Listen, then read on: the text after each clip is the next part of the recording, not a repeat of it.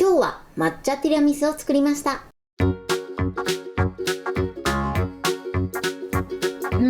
にちは、料理研究家のゆかりです。このチャンネルはいろんな料理のレシピ、そして役立つ情報をご紹介していくチャンネルです。ぜひチャンネル登録して楽しんでみてください。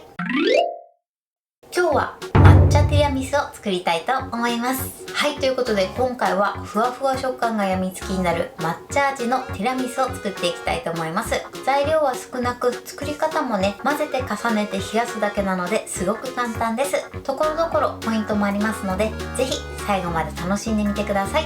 それではどうぞ。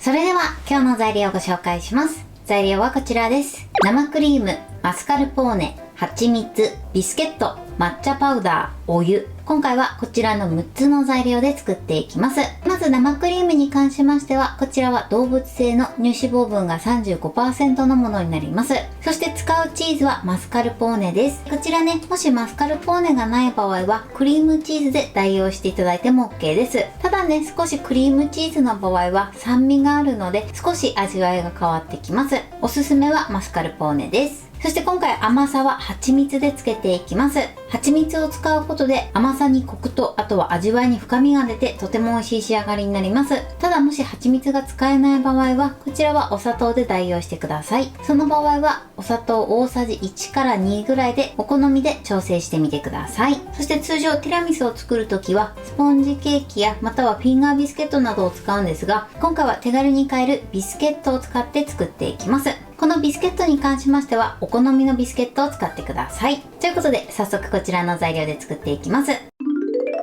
それでは作っていきます。まずこのマスカルポーネをボウルに出してください。そしてここに蜂蜜を加えます。そして蜂蜜を加えたらよく混ぜましょう。はい、OK です。このようにしっかりと混ぜてください。それでは続いて生クリームを泡立てていきます。生クリームを泡立てるときはボウルを氷水に当てながら泡立ててください。ここに生クリームを入れます。そして少し固めの角が立つぐらいまで泡立てていきます。では泡立てます。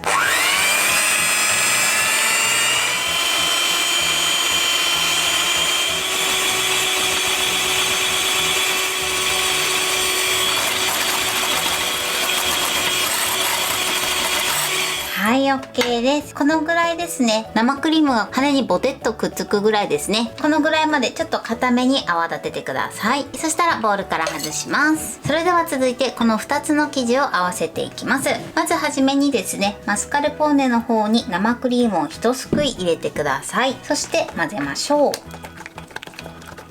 生クリームがダマにならないようにしっかりめに混ぜてください。はい、OK です。そしたらもう一すくい入れてください。2回目からはふわっと混ぜましょ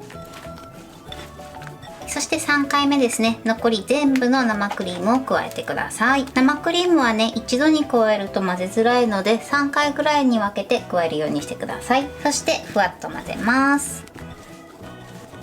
はい、OK です。このように混ぜてください。このタイミングで一度甘さをチェックしてみてください。もう少し甘くしたい場合は蜂蜜やお砂糖で甘さをプラスしてください。では続いてティラミス生地に抹茶パウダーを加えていきます。ただですね、直接入れてしまうとダマになってしまいますので、抹茶パウダーを少しね、大きめの器に入れて、そしてこのティラミス生地を少し入れてください。このぐらいちょっとで OK です。そしてダマができないようにしっかり混ぜていきます。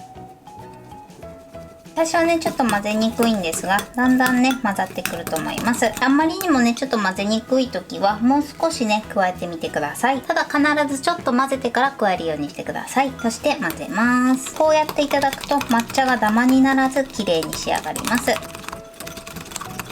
はい、OK です。このように綺麗に混ぜてください。そうしましたら、元のボウルに移し替えます。そしてまたふわっと混ぜてください。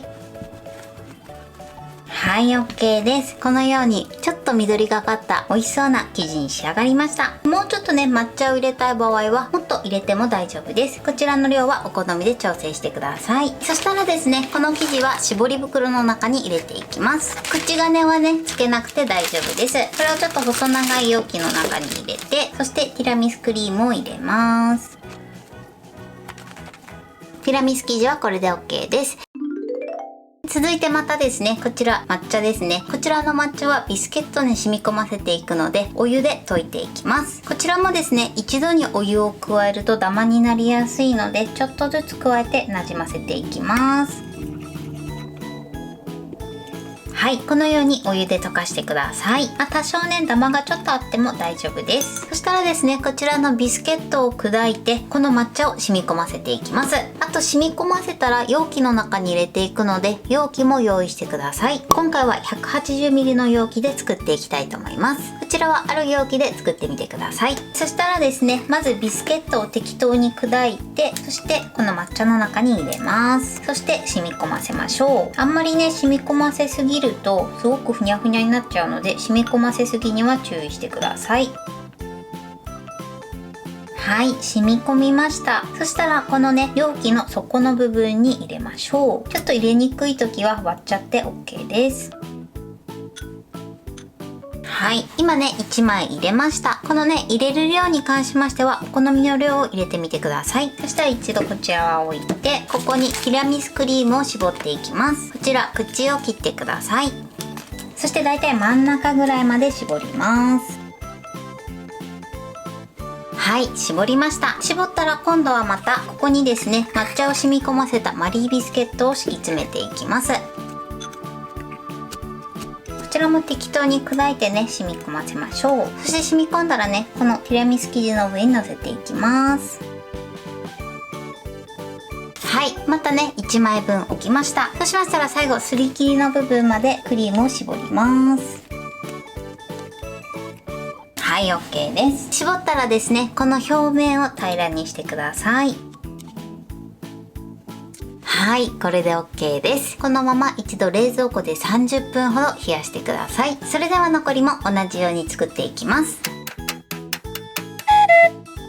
はい、30分経ちました。それでは最後仕上げに上に抹茶パウダーをかけたいと思います。それではかけます。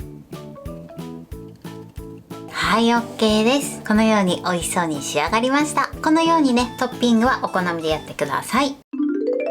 はい、これで抹茶ティラミスの完成です。こんな感じに仕上がりました。とても美味しそうに仕上がってます。は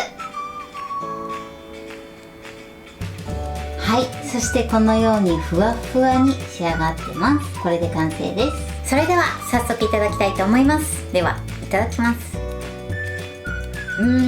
美味しい。もうふわふわです。そしてちょっとほろ苦の抹茶がすごく合いますね。そしてこの蜂蜜の甘さがすごく合います。はい、ということで今日も美味しく仕上がりました。今回の抹茶ティラミスのポイントです。まず甘さについてのポイントです。今回は蜂蜜を加えました。蜂蜜で甘さをつけていただくことでティラミスのコクがアップしてさらに味わい深い仕上がりになります。抹茶とも相性抜群なのでぜひ蜂蜜で作ってみてください。ただもしね、蜂蜜がダメな場合はこちらはお好みの糖類で代用してください。お砂糖の場合はだいたい大さじ1から2ぐらいを目安でお好みの甘さで調整してみてください。続いて生クリームを泡立てる時のポイントです。生クリームは氷水に当てて固めに泡立てるようにしてください。そしてマスカルポーネと生クリームを合わせる時はだいたい生クリームを3回ぐらいに分けて混ぜてみてください。そうすると混ぜやすいと思います。そしてその後ですね、抹茶パウダーを加えるんですけれども、直接入れてしまうと抹茶パウダーがダマになってしまいますので、少量の生地を抹茶パウダーとなじませてから元の生地に加えて混ぜるようにしてください。そしてビスケットを浸す時のポイントです。この抹茶に関しましてもお湯は少量ずつ加えて溶かしてください。今回はね、マリービスケットを使ってますが、こちらはお好みのビスケットを使って作ってみてください。あるいはスポンジケーキなどでも OK です。あとはですね、底の部分にビスケットを敷いてクリームを絞って、また抹茶を染み込ませたビスケットを置いて、そしてまたクリームを絞って表面の部分を平らにしてください。その後は冷蔵庫で30分ほど冷やしてお好みで抹茶パウダーをかけて召し上がってください。材料は手軽で作り方もすごく簡単です。とても美味しいのでぜひ作ってみてください。はい、ということで今日は抹茶ティラミスを作りました。私のチャンネルでは他にもたくさんいろんな動画を配信してます。